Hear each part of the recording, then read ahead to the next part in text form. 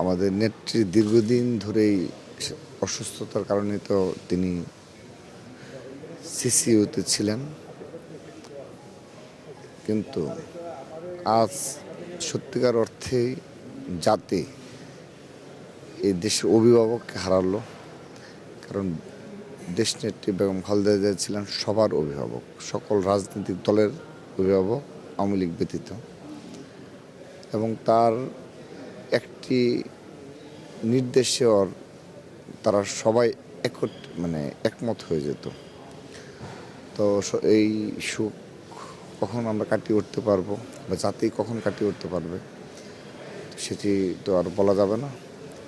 আমরা সত্যিকার অর্থেই আমরা জীবনের সবটুকু সময় যার নেতৃত্বে ফ্যাসিবাদ বিরোধী লড়াই সংগ্রাম করেছি, রাজনীতি করেছি, তাকে আজকে হারালাম।